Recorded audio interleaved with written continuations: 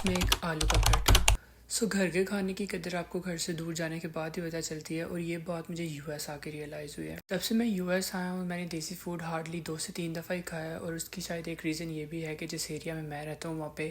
پاکستانی یا انڈین لوگ بہت کم رہتے ہیں۔ جب آپ گھر سے بہت دور چلے جاتے ہو تو اب آپ کو بہت ساری چیزیں یاد آتی ہیں، لیکن اسپیشلی فار می مجھے سب سے زیادہ گھر کا کھانا بہت یاد آتا ہے۔ بات نہیں ہے کہ مجھے کھانا بنانا نہیں آتا، I actually cook very well.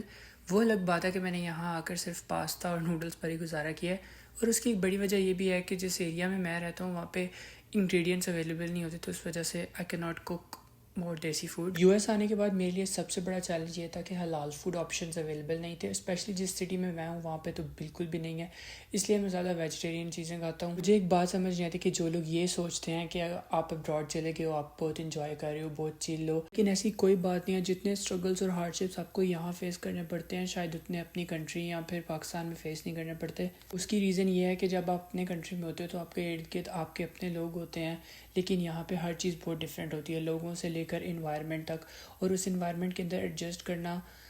نئے لوگوں کے لیے بہت مشکل ہوتا ہے۔ جب میں پاکستان میں تھا تو میں یہی سنتا تھا کہ پردیس کی لائف بہت مشکل ہوتی ہے، بہت اسٹرگلس کرنے پڑتے ہیں، لیکن اس وقت آپ کو یہ بات سمجھ نہیں آتی جب تک آپ خود یہاں آ کر دیکھتے نہیں ہو۔ But at the end struggles کے بعد ہی آپ کو سکسیس ملتا ہے، اور اس کے لیے آپ کو بہت زیادہ محنت کرنی پڑتی ہے۔ آئی نو میری باتیں بہت بورنگ ہے، بٹ یار ابھی میرے پاس اور کوئی بات نہیں ہے اس وقت کرنے کے لیے، so I am just doing random voice over. اور ہاں، یہاں پہ تم لوگوں نے میرے پراٹھے کو نظر لگا دی ہے، سو میرا پراٹھا میرے پین سے بہت بڑا ہو گیا تھا، اور یہ بہت مشکل ہو گیا تھا میرے لیے ہینڈل کرنا، بٹ ایٹ دی اینڈ یہ بہت مزے کا بنا تھا، لائک یہ بہت کرسپی تھا، سائڈز اس کی اچھی نہیں تھی بٹ اندر سے یہ بہت مزے کا تھا۔ چلو بائے، باقی باتیں اگلی ویڈیو میں کریں گے، ٹل دین بائے، اور ہاں don't forget to like and share.